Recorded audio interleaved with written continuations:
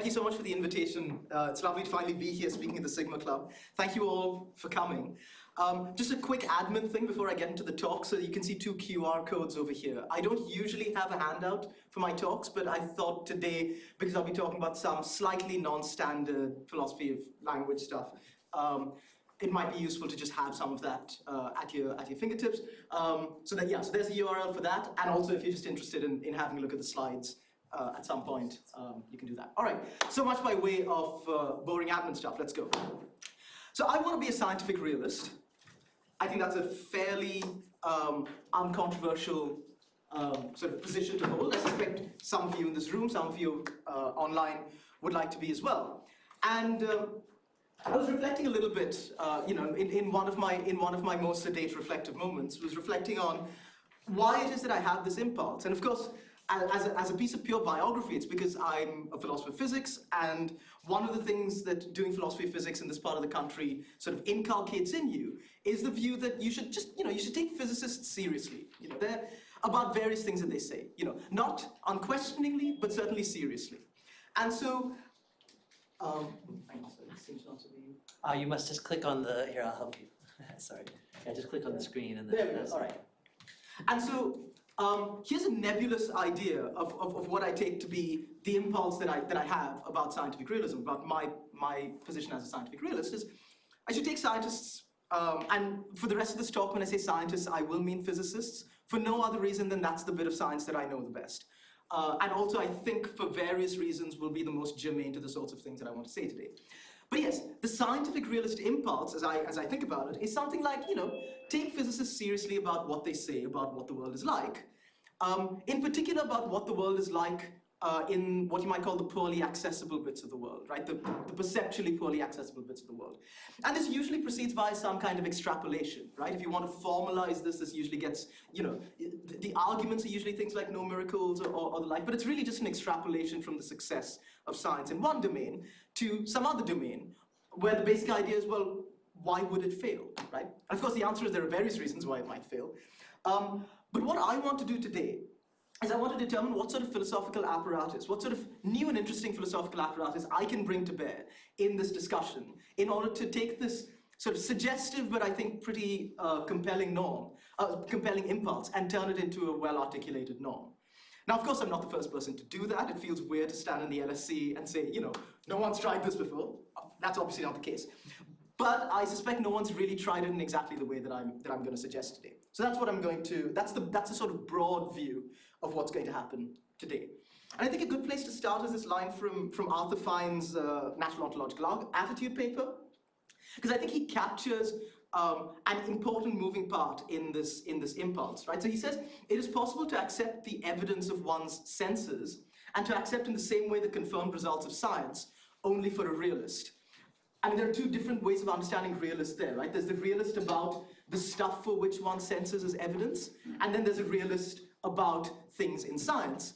And so the thing that's doing a bunch of work over here is this in the same way locution, right?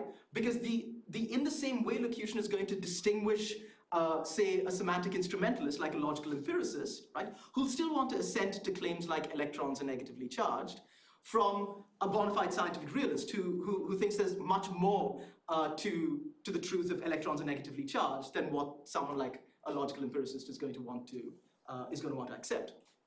So I think this is a good place, for me anyway, this is a good place to start to try to spell out the norm that I'm interested in. So if we're interested in understanding in the same way, well, what is that way? Oh, sorry, I think. I clicked again, sorry, there you go. That's fine. Yeah, there we go. So what is that way? Well, the way is, think about the sorts of everyday knowledge claims about which we can more or less unproblematically be what you might call an external realist or a metaphysical realist, right? And so most of our everyday knowledge is in the form of ascriptions of properties or relations to objects, right? I know this table is hard, it has the property of being hard or rigid or solid, and I test it in various ways, right? I knock it, I sort of have a look at, I don't actually know how to test, anyway. But it's, there are various properties that I can ascribe to this table on the basis of my sort of perceptual interaction with it. And so the question is, well, what are the descriptive resources we use in order to make these sorts of everyday knowledge claims? And that's the stuff that we're taught in as first year philosophy students, right? It's the semantic apparatus of something like Tarskian model theory or generalizations thereof. And the associated machinery that you're going to use is the machinery of things like denotation or reference, satisfaction, truth, various things like that, in order to understand how, basically, how these different sorts of everyday knowledge claims can interact, right? Can be concatenated and various sorts of things.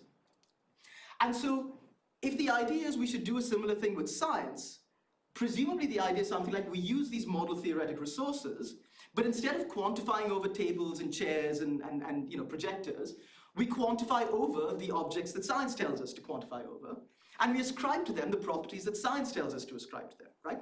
So rather than just using my senses as evidence for what the properties should be, I'm using science as evidence for what the properties should be.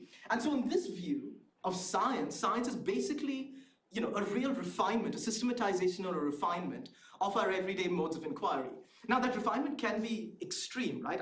To trace the path between, knocking this table and building a Large Hadron Collider is, there are miles between those two.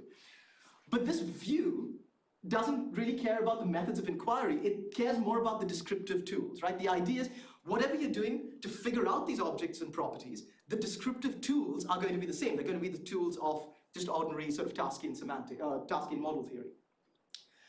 And so the question is, okay, given this, what is the view of realism about everyday objects that proceeds using this machinery, right? How do we characterize realism about tables and chairs and the like?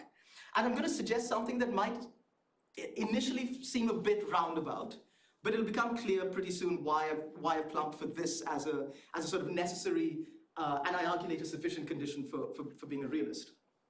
So the idea is X is a realist about some objects or about some kind of discourse, only if they can attribute either to themselves in some way through some locution or to someone else a de re attitude regarding the objects about which they're supposed to be realists, right? And I think that while this might not be a characterization of realism, I think this is a thing that a lot of realists will eventually think of as a consequence of their view of realism, right? I imagine the person who accepts someone like Van Fraasen's characterization of the scientific realist will want to say, yes, among other things, the scientific realist will attribute to their interlocutors particular de re attitudes. By de re attitude, I just mean an attitude about some object, something that's out there in the world. This is often contrasted. I mean, there are various ways in which you can draw the de re de dicto distinction, but this is contrasted with claims that are supposed to pick out descriptions or sort of linguistic sort of ways of talking about things rather than actual objects. And so, yeah, so my claim is that to understand realism is to understand the manner in which one can make a de re ascription. And I'll say a lot more about this in what follows. One thing that this model theoretic way of understanding realism and understanding sort of these de re ascriptions kind of smooshes together is the fact that there are actually two aspects to what I'll call semantic coordination that need to be prized apart. The first is what I'll call the interpersonal aspect of coordination, just interpersonal coordination, right? I'm having a conversation with Brian. I say something about the Statue of Liberty. Brian says something else about the Statue of Liberty. Well, we need to ensure that we're both talking about the same thing, right? We need to establish what Lewis sometimes called semantic glue, right, between our words and stuff that's out there in the world. But even before we do that, we need to make sure that however we're establishing that glue separately, when we're talking to each other, in a sense, our two locutions are glued, right? We first glue our two locutions onto each other, and then we can ask the question of what stuff in the world those two glued things are themselves gluing onto. I'm going to stop talking about glue in a minute, right? But that's the second aspect of the coordination, right? The word-to-word coordination, right? That's just a single-person thing. When I say Statue of Liberty, what is it that allows me to say that I'm picking out this thing that I intend to pick out, right? And these two things are both important components of a realist position, right? If I want to be a realist about the Statue of Liberty and I want to engage in realist discourse with Brian or with any of you about the Statue of Liberty, I need both of those sorts of coordination. And the standard realist picture, this model theoretic realist picture, establishes interpersonal coordination as a result of having first established a word-to-word coordination, right? There's some story to be told, modulo sort of Putnam type worries, there's some story to be told about how when I talk about the Statue of Liberty, I'm picking out a thing. When Brian talks about the Statue of Liberty, he's picking out a thing. And because of the manner in which it's set up, model theoretically, the idea is those locutions are just picking out the same thing in the world. And as a corollary, it means that there's interpersonal communication, right? But these two things are conceptually distinct, and they will come apart in what follows. And so the way in which we usually establish a word-world coordination is via what I'll refer to as external referential crutches, right? So if Brian and I are talking about the Statue of Liberty, this is not the first time either of us is engaging in that kind of discourse. We're not using the conversation we're having right now to figure out what we're talking about, right? I know I'm talking about the Statue of Liberty because I've been there. I've seen it. I've stood in front of it and someone's pointed it and gone, that's the Statue of Liberty. And I've gone, yes, I know. And I assume something similar has happened with other people whom I'm talking to this about. And so whatever further conversations we might have about it, whatever further properties or relations we might ascribe to the Statue of Liberty, the reference has been settled independently of whatever discourse we're currently engaged in, right? Either by ostension, right? Someone's pointed it to me when I was there, or by description with respect to some other discourse. And a lot of these sorts of scientific realist claims, and indeed a lot of the inferentialist claims that I'm going to be discussing in the later part of this talk, kind of proceed under the assumption that there's some kind of external referential crutch that just gets the project off the ground.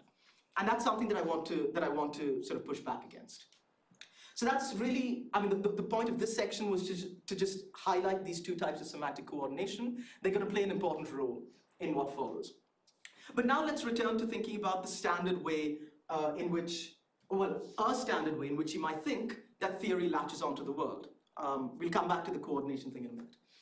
Now, here's a very naive but quite compelling and sort of largely, in many domains quite useful picture, right? So imagine I've got some theory. The theory could be just an everyday theory about chairs and tables and their properties. It could be a scientific theory, right? So imagine something like Newtonian mechanics. That thing over there is supposed to be a cricket ball, but my Inkscape skills are just non-existent. But if I've got a theory like Newtonian mechanics, which is a pretty good theory for understanding or predicting, the trajectories of cricket balls, I'm going to imagine, for now, that this is just going to be understood as a collection of sentences or a collection of models from which you can derive which model certain sentences.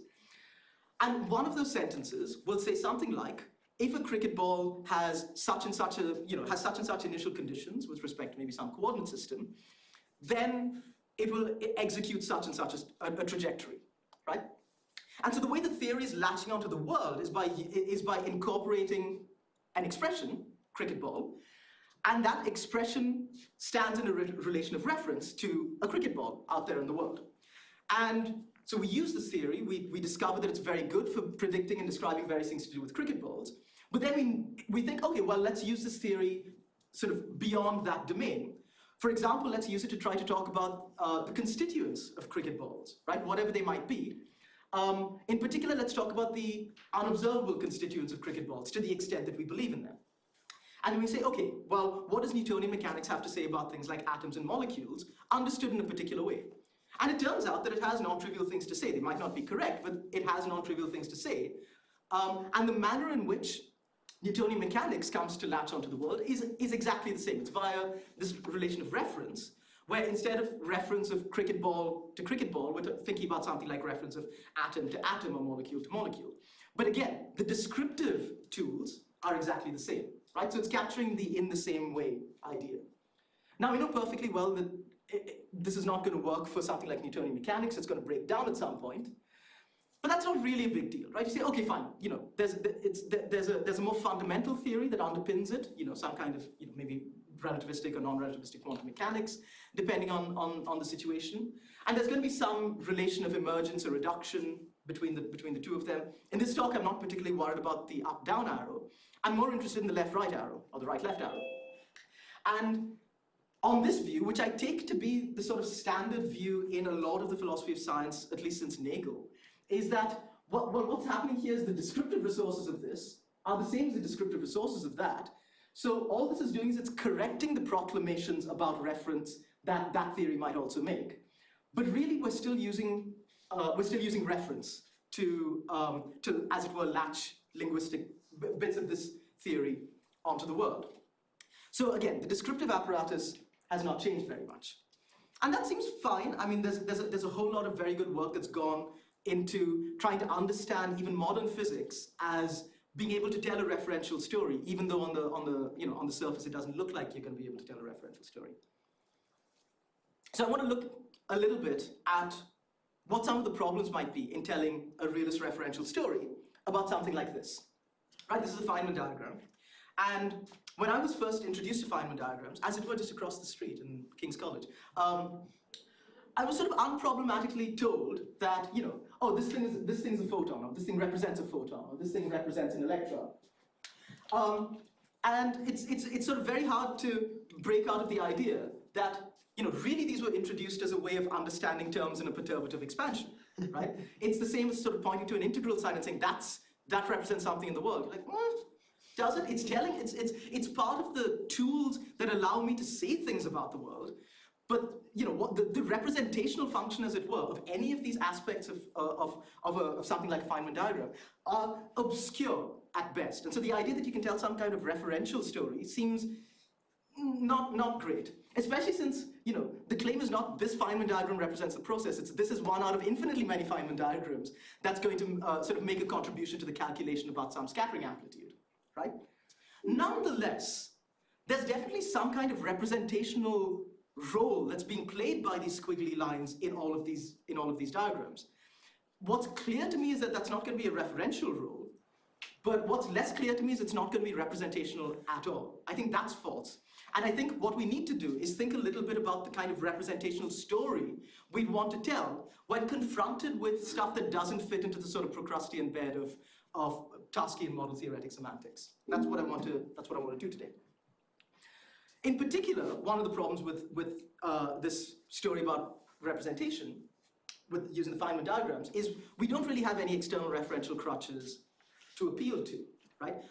We understand what photons and electrons are via quantum field theory. It's not like we've been presented all of the stuff and then been given quantum field theory as the description of how these things sort of interact. No, what it is to be an electron for us is determined entirely by our understanding of what's going on quantum field theoretically, right? Unlike with the Statue of Liberty. So we have no external referential crutches to appeal to. But you might say, okay, all this means is we should be motivated to figure out a reformulation of quantum field theory in such a way that we can give it maybe a higher order sort of formulation, higher order model theoretic formulation, and then use our ideas of reference. We might not have any external referential crutches, but there's still the possibility that we can tell some kind of referential story. And I don't want to rule that out.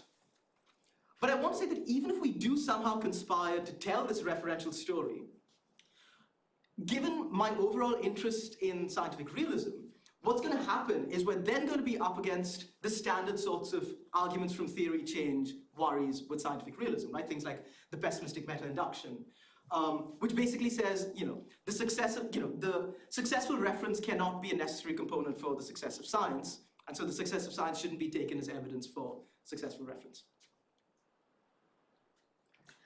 And I think that's correct, and I think we have to deal with it. And so my suggestion is, well, what we're going to do, what we need to figure out is some alternative way of thinking about representation in such a way that we can sort of legitimately articulate a realist interpretation of what's going on, at least in a sort of mathematically articulated theory. And so the view of scientific representation that I think is a bit more common these days, certainly since the structural realist literature of the late 90s and early 2000s and forward, is, okay, well, whatever this more fundamental theory is, it need not have referential resources to pick out something in the world. So let's just call the relation that it stands in the relation of scientific representation, or just representation more generally. And I mean, this is terminology I borrowed from a recent paper by David Wallace. If we're articulating these theories using primarily using mathematical resources, then we've got to figure out some kind of bespoke representation relation that's going to latch our mathematized theory onto the world. Now, this picture, in the way that I've presented it to you, assumes what I call relationism, right? The view is, so if you you look back at this, the way that I presented it is, look, there's something in this theory, there's something out there in the world, and there's some two or maybe n-place relation between those, between the linguistic thing and the worldly thing. That's fairly straightforward. But the sort of semantically important aspect of this view is it's in virtue of that relation that the words come to mean what they do, right? Or the expressions come to mean what they do. The idea is you figure out the gluing. It's in virtue of Statue of Liberty being glued onto Statue of Liberty, or fermion being glued onto something in the world, or squiggly line being glued onto photons.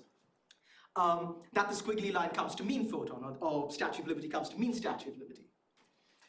A special case of this is what I'll call referentialism, right? Where instead of the more nebulous relation of scientific representation, we just think of the reference relation, right? And this is the view that's sort of on the top level of the diagram on the previous page, right? There are linguistic entities, they stand in the reference relation to things in the world, and in virtue of that, those linguistic entities mean what they do, right? Maybe even partly, maybe there are other things that go into determining what they mean, but an important component of what it is that gives meaning to those terms is this relation. As you can probably guess, I'm going to argue against that. But the reason that I bring this up, and now to tie this back to what I was saying about Dirac ascriptions earlier, is the standard view of realism that you'll encounter in the literature, this model theoretic referentialist view, ties the Dirac ascription of a realist commitment to a scientific realist, and it does so via this reference relation, right? The idea is, I make a Dirac claim about the Statue of Liberty. I might even make a Dirac ascription to Brian about the Statue of Liberty. I might say Brian says of the Statue of Liberty that it's tall or green or whatever. I'm making a claim about some object in the world, and I'm referring to that object, right? I'm saying, or in this case, I'm speaking of the object that Brian refers to, but the Dirac ascription proceeds via the reference relation. The reference relation is kind of inextricable from the Dirac ascription. And so now if we have to do away with the reference relation, the question is, can we still get this realist impulse going with some alternative to referentialism, right? In other words, without using referential semantics. And I think the structural realists are completely right that we can, and we should, right? Again, notwithstanding the possibility of a reformulation that still uses reference, I think, no, there's good reason to believe that that's a project that I don't want to be involved in. And there's good reason to believe that. But yeah, the structural realist promissory note is, yes, we can come up with the appropriate representation relation. And my goal today is, in a sense, to cash in that promissory note, right? By doing something more than merely stipulating what kind of relation that is. I want to derive the appropriateness of that. I don't want to say relation because that suggests relationism. Derive the appropriateness of that kind of coordination. And so my claim today, this is the sort of the fundamental claim, is we need to make a claim about metasemantics. We need to make a claim about the appropriate semantics. And the manner in which we're going to come to make good decisions about the appropriate semantics is by embracing an inferential metasemantics. And once we do that, we will discover that it does in fact deliver the appropriate semantics, depending on what your domain of discussion is. So as we'll see later on in the talk, I'm going to argue that inferential metasemantics will deliver Tarskian model theory as the appropriate semantics for everyday claims about chairs and tables. It'll also deliver Tarskian semantics as the appropriate semantics for things like astrophysics. But it will also suggest an alternative to that sort of model theoretic semantics for things like quantum field theory. So now let's return to that quote from Fine, because I think that thinking about things this way suggests two ways in which we can read Fine. The first reading is one according to which the in the same way locution just means we need to use the same semantic resources. And I think this is the way in which most of the literature has, to the extent that they've got Fine in the back of their mind, this is what most of the literature is aligned with when thinking about scientific realism. But what I want to suggest is, no, you can still talk about in the same way, but that same way captures a metasemantic thesis, which then delivers different semantic resources for different sorts of theories. And so I want to argue that the scientific realists should adopt the second reading about modern physics. And if they do that, then they're in a position to articulate hopefully quite robust scientific realism. So that was the introduction. Let me just briefly summarize what I presented to you. This was by a long way the longest section of the talk. The rest of it will just fly by, hopefully.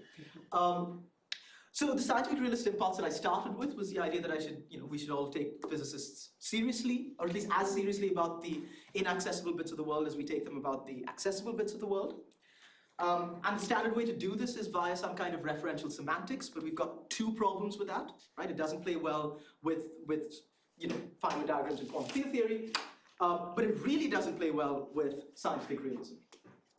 And given that that's what we want to discuss, that seems like a bad thing. The structural realists, I think, correctly diagnose the problem, or at least are partly correct to diagnose the problem over here as being a problem of referentialism, right? And they suggest alternative sorts of semantic resources. But the suggestion always proceeds via stipulation, and a stipulation, an argument for which really comes down to, well, this one will work, rather than any kind of deeper sort of metasemantic thesis that sort of leads to that. What I want to provide today is that metasemantic thesis, right? So I want to say, no, look, my diagnosis is that referentialism is wrong, but that's only because it's relationalism that is wrong. It's relationalism that's to blame, right? The idea that the meanings are grounded in that word-to-word gluing. And so my solution is we drop relationalism. That's the negative suggestion. The positive suggestion is we adopt instead an expressivist metasemantics. And then the claim is the appropriate sort of first order semantics. No, I shouldn't say first order. The appropriate semantics will follow automatically. And so that's what I'm going to do in the rest of this talk. I'm going to very briefly in the next section talk to you about expressivism as a metasemantic thesis and inferentialism as a species of expressivism. I'm then going to sort of apply this to an intuitively plausible test case, namely realism about things that I think we should all be realists about, if we're going to be realists, so everyday objects. The example that I'll use is the Statue of Liberty. And then I'm going to take exactly that and see how it plays with quantum field theory, or with a very, very basic bit of quantum field theory. So this section of the talk, okay, so bracket what I've said now. I'm now just going to introduce you to a little bit of philosophy of language, and in particular expressivism. So here's the slogan. Well, not quite as yet. The slogan will be here in a minute. So expressivism it's a view that we've ultimately, that was bestowed upon us by various discussions in metaethics. And it's a view according to which, in the great tradition of philosophical analysis going, oh, you shouldn't be fooled by the surface grammar of these claims into thinking that they are like these other claims. The idea is there are certain claims in certain domains that might look like they're declarative in the sense that they look like they're telling you about things in the world and how the world is, or things in the world and how they are, right? Usually by ascribing properties to objects, but are in fact not, right? The surface grammar is misleading. A good example is, a claim like murder is wrong, right? Expressivists about those sorts of claims will say, no, look, it might look very similar to a claim like the table is rigid, right? Ascribing a property to, instead of an object, in this case, to a practice. But really, that's not right. You shouldn't be fooled by the surface grammar. The claim that murder is wrong is not ascribing to murder the property of wrongness. It is instead allowing us, as subjects, as participants in the world, to express our attitudes towards the subjects of those claims. So another way of thinking about this is the expressivist will say, or the expressivist about murder claims, will say, if someone says murder is wrong, that's more akin to giving it a thumbs down. Sorry, because normally the examples are with thumbs ups, and then I chose to use murder, and then anyway. So murder is wrong. It's not ascribing a property of murder. It's saying of people who make that claim that they're giving a thumbs down or a boo or a nay to murder. It's important to know that expressivists come sort of in many different. There are many different versions of expressivism, depending on how you delineate that domain of discourse about which you want to be an expressivist. So a famous example from Gibbard is an expressivism about rationality or rational permissibility. And this is a good example because it sets out one sort of quite precise way in which you can be an expressivist across the board, and that is by accepting a system of norms, right? So for Gibbard, expressivism about rationality, right, allows you to analyze claims like X is rationally permissible, again, not by attributing to X the property of being rationally permissible, but rather as expressing an acceptance of a system of norms according to which X is permitted. More recently, our dear friend Josh Hunt has, I think extremely convincingly, argued that we should be expressivists about the explanatory relevance relation, right? And again, he does this by invoking a series, sort of consonance with a series of norms as being the thing that is expressed, right? So again, the thumbs up or the thumbs down is a thumbs up or a thumbs down to an assessment relative to a background of norms. And that's exactly what I'm going to be arguing for today as the expressivist thesis that I want to defend. And in particular, rather than worrying about explanatory relevance or rationality, I want to talk about an expressivism about semantic vocabulary, by which I mean the vocabulary that sort of establishes the word-to-word coordination, right? Vocabulary like reference, representation, truth, that sort of thing. And so I'm going to invoke the Sellers-Brandom tradition, according to which the expressive role of semantic vocabulary is to make explicit the conceptual content associated with what is implicit in the norms governing a particular linguistic practice. There was a whole lot of words there, and I think the easiest way to get a sense of what's going on is via an example. So I'm going to give you an example. I'm going to give you an example not of semantic vocabulary, because that requires a little bit more work, which we'll do in the third section of the talk. My example is going to be one of logical vocabulary, so expressivism about logical vocabulary. Yeah. So the question is, when we talk about the norms that sort of underpin our particular kind of expressivism, what are the norms? And the Sellers-Brandom claim is the norms are inferential norms, right? They are norms that keep track of inferential commitments and entitlements associated with particular linguistic performances, right? When I say something, when I make a claim, right, whether you're doing this consciously or not, you are associating with me certain commitments that follow from that claim, right? I make the claim that the Statue of Liberty is green. You are tacitly, given the linguistic community that we're embedded in, at the very least, you're tacitly committed to the idea that I also believe that the Statue of, I also believe that the Statue of Liberty has a color, or I also believe that the Statue of Liberty is visible, right? That's a commitment that you legitimately ascribe to me. And really, the job of semantic vocabulary is to make those sorts of tacit commitments explicit. That's what I just said. And so, as I said, the example that I'm going to give you in this section is not of sort of a particularly complicated bit of semantic vocabulary. That's still to come. But I will show you how this works in a simple case of logical vocabulary. Right? So supposing I'm in a car and I've stopped at a traffic light, and the traffic light is red, it's flashing red, and so I'm committed to accepting the traffic light is currently flashing red, right? On the basis of my sort of perceptual evidence. Here's the thing that I am also thereby, I think, committed to, or should be thought of correctly as being committed to, which is the idea that the traffic light is not also currently flashing green, right? I mean, I know there are traffic lights that have multiple lights flashing at the same time, but I don't think there are any lights that do red and green at the same time. In any case, imagine that that's the scenario, right? So one of my commitments is to a particular kind of incompatibility, namely the incompatibility of red flashing and green flashing at the same time. And of course, evidence that I'm committed to that norm is the fact that I don't run the red light, right? I don't say, oh, well, you know, it's being red doesn't rule out it being green, and if it's green, then I can go ahead. No, I don't do that. I accept the norm tacitly, I accept a norm, and part of what that norm incorporates is a tacit acceptance of a particular kind of incompatibility, right? But then the question is, how do I make this explicit, right? How do I say to you, how do I describe to you the norm that I tacitly or implicitly accept? Well, that's when I use logical vocabulary, right? In this case, I use the vocabulary of negation, of not. So if the traffic light is flashing red, then it is not flashing green. Is the explicitation, right? This is sort of Brandomianism. It's the making explicit of an implicit commitment in my practice.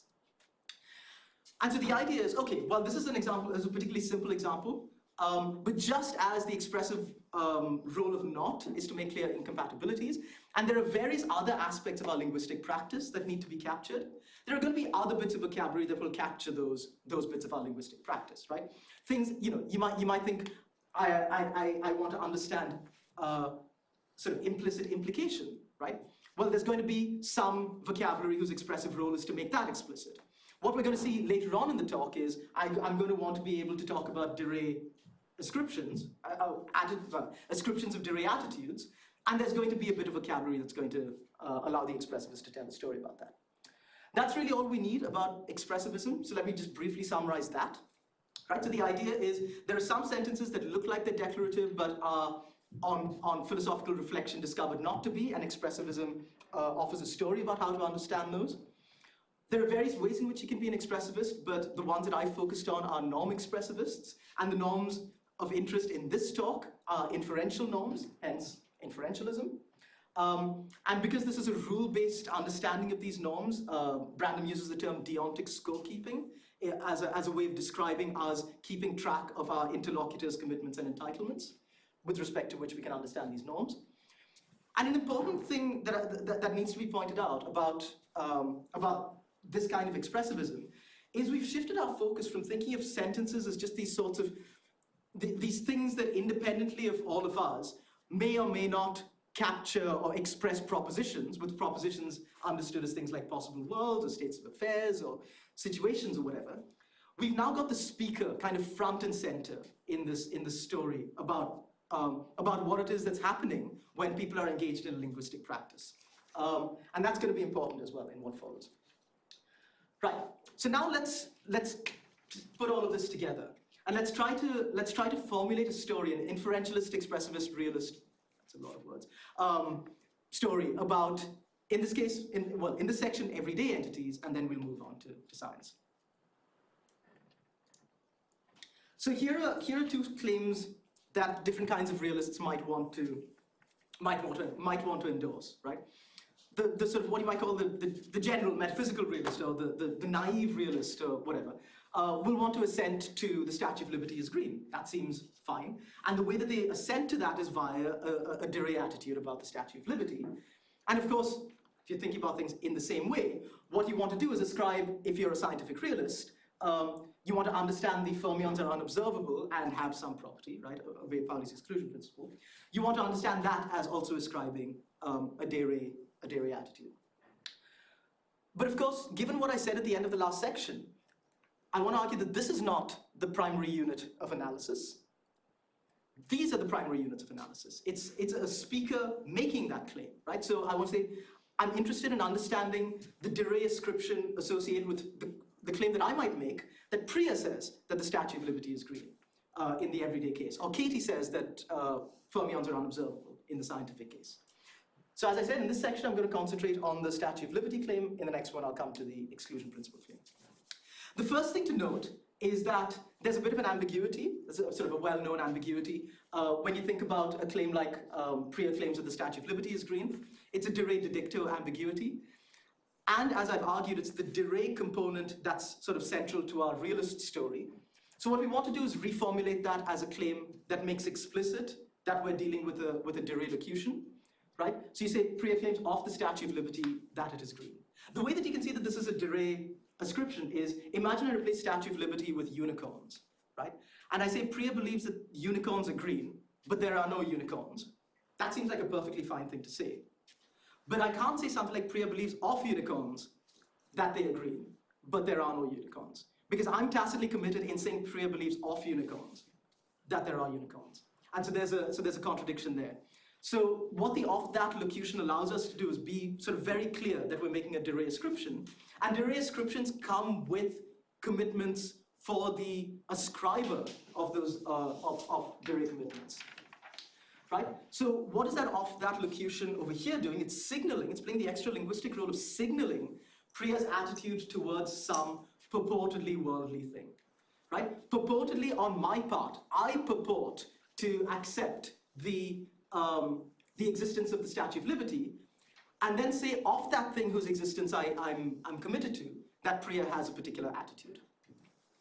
So again, the expressive role of the of-that locution is that it's making explicit this representational aspect, this de re aspect of the linguistic performance, given the context that we're embedded in. So the question is, if we're going to be expressivists in the way that I described in the last section, how are we going to do this and still hold on to realism, right? Because expressivism recommends that we drop relationism, right? And if we drop relationism, we also have to drop referentialism.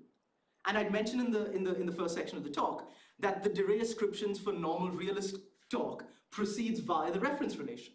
So if we don't have that, what do? Well, we still need to vindicate the de re impulse. We still need to vindicate the de re story, but now we have to do it. We have to tell a totally different story, one that doesn't rely on relationism or referentialism. And so the question is, how do we identify the linguistic practices that are such that they are tacitly practices that ascribe de re attitudes, no matter what the linguistic resource is? And once we do that, we will be in a position to understand how de re claims can be attributed to particular sorts of people, right? And this is where the technical machinery of Brandon's making it explicit and works since then comes in. So what Brandon says is the following. He says, look, de re attitude descriptions are signaled in whatever language, in some alien language as much as in a natural language like English, by the fact that we can keep track, or we are expected to keep track, given those locutions, of three aspects of the deontic score. One aspect is the set of commitments associated with the person to whom I ascribe the de re attitude. The second is a set of entitlements ascribed to that person.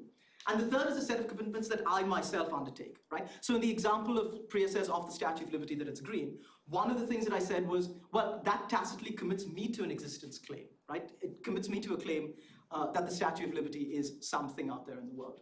It doesn't say very much about how I come to sort of glue my locution of Statue of Liberty onto the world, but I'll say more about that in what follows, right?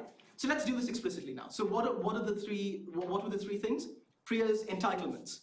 So I might say, you know, if Priya believes that Priya thinks that the Statue of Liberty is green, or claims that the Statue of Liberty is green, that seems completely consistent with her believing that it's worth visiting. It's not mandated, right? I don't think there's any axiom that says if something is green, then it's worth visiting, but it's not inconsistent with it, right? So in the normative sort of vocabulary that we're using, an entitlement kind of corresponds to a permission. But then there's the stronger thing, right? There's the thing that corresponds to the obligation. And the obligation there is captured by the set of commitments, right? And the commitments are things like it has a color, or it's visible, right? And various other things given other background commitments that Priya might have.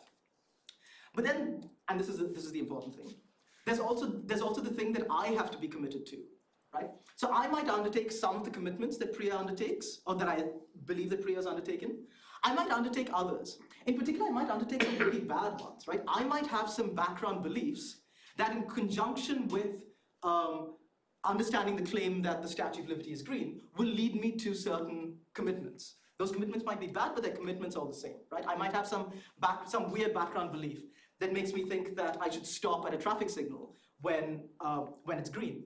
And so if someone tells me that the Statue of Liberty is green, you put those two together and you end up with this weird undertaking, right? Why is this helpful? Why is this important? Well, it's important because Priya and I can disagree hugely with respect to the properties we ascribe to the Statue of Liberty, right? But we can nonetheless, via these sorts of locutions, via these sorts of linguistic practices, be sure that she and I are talking about the same thing, right? This allows us, the fact that I'm attributing a de re commitment to Priya and thereby incurring an existential commitment myself, allows for a coordination with respect to our talk about that thing, even if we're not coordinated with respect to all of our commitments regarding that thing. We can both pick out the Statue of Liberty because of the expressive role that's being played in these of-that sorts of locutions, and in particular, because we're keeping track of these different sets of commitments and entitlements. even if we have different sets of background commitments and entitlements. And that's the thing that's doing the really important work in establishing interpersonal communication, right? Another way of thinking about this is, just as I attribute to Priya certain commitments and entitlements when she says the Statue of Liberty is green, she might play the same game with me, right? So I might make a claim about the Statue of Liberty. I might say the Statue of Liberty is tall. And then she'll keep track of my commitments and entitlements and her undertakings as a result. And in doing that, she also establishes an interpersonal coordination, right? The important thing is we might disagree on what that interpersonal coordination sort of points to in the world. But given that we've dropped relationism, that's not really a problem. What we then need to do is figure out a way to coordinate that. But this is the first part of the story in which our sort of interpersonal coordination is established by the attribution of a Dirac attitude. You might worry, given all of the sort of intra-languagey stuff that I've been talking about, that we've kind of lost track of the world, right? Where does the world come into any talk about inferences and commitments and entitlements and well, if you just think about it for a minute, you'll realize that the deontic score is affected not just by the locutions, not just by what people are saying, but also by what the world is like, right? So in particular, do I have the example yet? Yeah. So I might be penalized by the way the world is for making a bad inference that I've arrived at by playing this deontic scorekeeping game, right? So for example, I might have the bad inference that I should stop at a green light because I should stop at a light that's the same color as the Statue of Liberty, and then the world will penalize me, right? I might be rear-ended. And so there are various ways in which the world kind of impinges on our linguistic practice, and that's the thing that's establishing a linguistic practice world kind of link. Rather than any kind of antecedent sort of magical semantic gluing, what's really happening is there are a bunch of people that are engaged in a bunch of things, a bunch of activities that are all constrained by the way the world is. One of the activities that you can engage in is a kind of linguistic activity, and the world being the way that it is affects the manner in which that linguistic activity is done, practiced, I guess. Right, did I have a thing there? Yeah. So the expressive role in this case of the off-that locution is to explicitate or to make explicit representational content. This is important, right? And this is really the crux of this is why the inferentialism material ends up being really helpful for us. Note that I said that on this view, the meanings of words, I mean, the examples that I gave were of logical vocabulary, but the idea sort of expands outwards. The meanings of all of your words are articulated inferentially, and what that means is that a claim like the Statue of Liberty is green is meaningful, it's intelligible, it's contentful, independently of whether or not the Statue of Liberty successfully refers, right? Why is that? Well, it's because these all sort of these are all different nodes in an inferential network, right? I know what green means because of the way in which I've used green in other contexts and made other inferences on the basis of the use of that word green, and similarly the Statue of Liberty, and also similarly off, right? And various other things. And so if I want to be a realist about the Statue of Liberty, right, I need to establish two things. These are the two things that were simultaneously established by the referentialist right at the beginning, but since we've dropped referentialism, we now need to establish them separately. The first is the interpersonal coordination, and I've just demonstrated how that can be achieved. The second is a word-world coordination between my utterance of the Statue of Liberty and something out there and some entity out there in the world. How am I going to do that? Well, I'm going to invoke this inferential claim. I'm going to invoke a claim that says, I can understand, I know the meanings of the Statue of Liberty is green, all of those words individually, because of the manner in which they stand in inferential relations to other words that I understand. So it's a kind of holism about meaning and understanding. I'm sort of eliding the difference between meaning and understanding. Those are two distinct sort of concerns that are addressed by inferentialism, but that's not really going to touch what I'm saying today. And so my claim is that the manner in which we achieve this word-to-word coordination is via a linguistic practice that is sufficiently inferentially rich as to be able to allow us to uniquely pick out things in the world. The world being the way it is affects our linguistic practice in a particular way.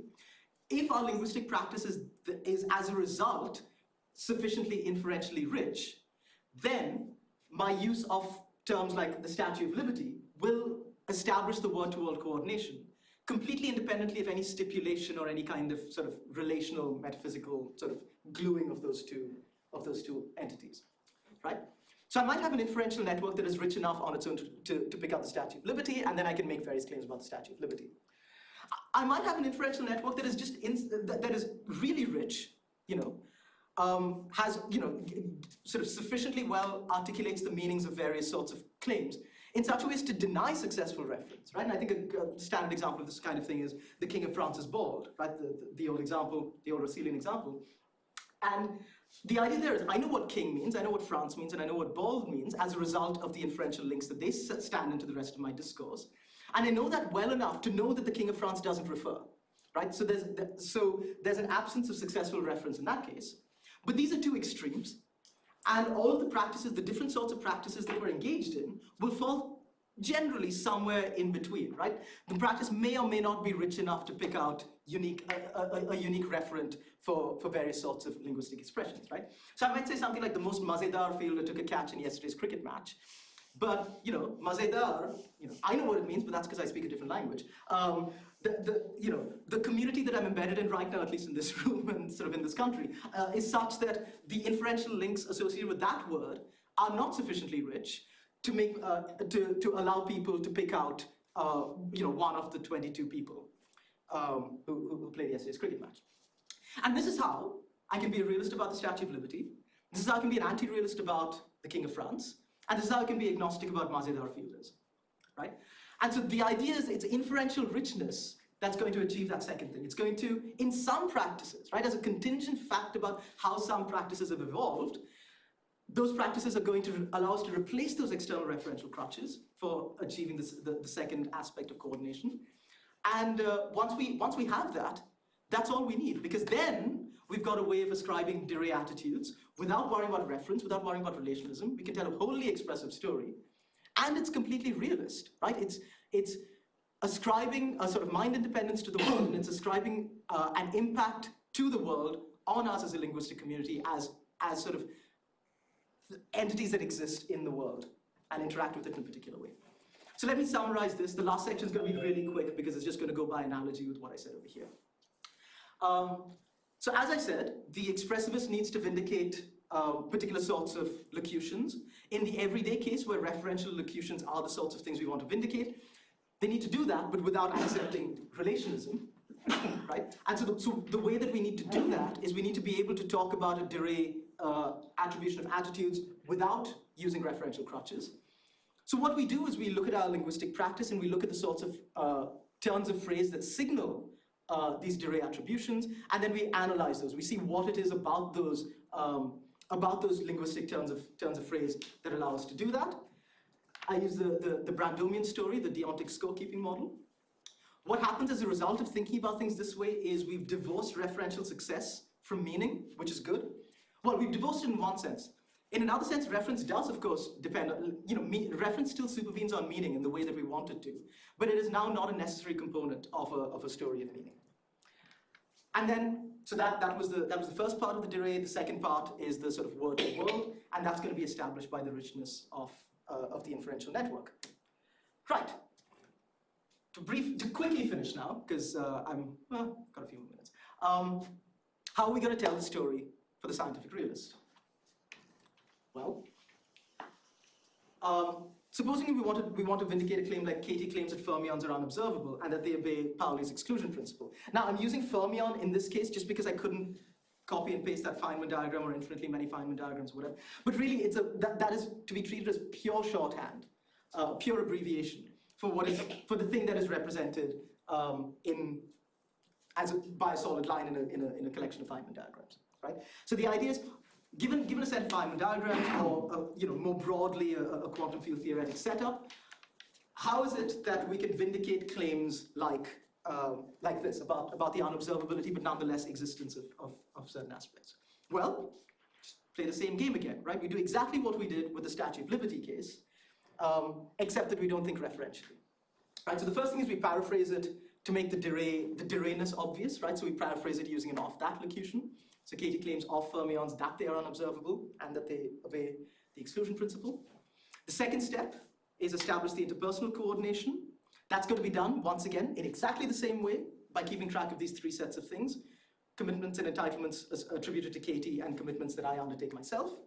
And then the third step is establish the word-to-word coordination. And that's going to be done by exploring the richness of the inferential web that we have given the vocabulary that we allow ourselves to. And I'm thinking of Feynman diagrams as part of the vocabulary in a broader sense. So let's do this explicitly.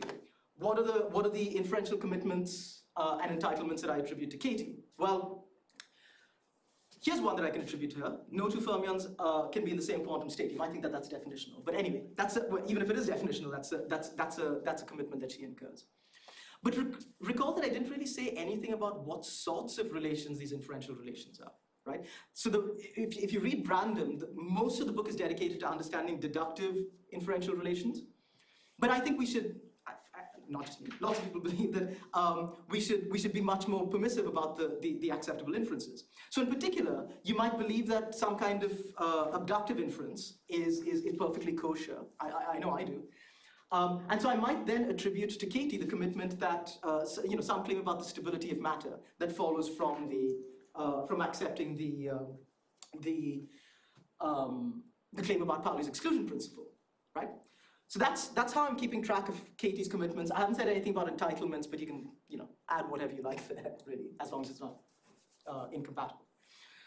But then I might undertake a particular, one commitment that I've undertaken is the Dirac commitment, right? I believe there's something in the world that in some sense corresponds to the thing represented by the squiggly line. But I might also have other commitments, right? I might have background beliefs about what it is that Pauli's exclusion principle tells us about the world, right? I've never seen Pauli's exclusion principle as applied to things that are within my perceptual grasp, so I might believe that Pauli's exclusion principle, something satisfying Pauli's exclusion principle, is sort of sufficient to understand it as being beyond my perceptual grasp. I might be wrong, but I might have that commitment. But as soon as I've done this, as soon as I've played this game, right, as soon as I've made this of that locution and then kept track of these, I have enough to establish interpersonal coordination, right? So now, what about step 3? Well, step 3 is just to look at the context or the practice that I'm embedded in, right? So I've used both the terms community and context. Context obviously being just the more general term, right?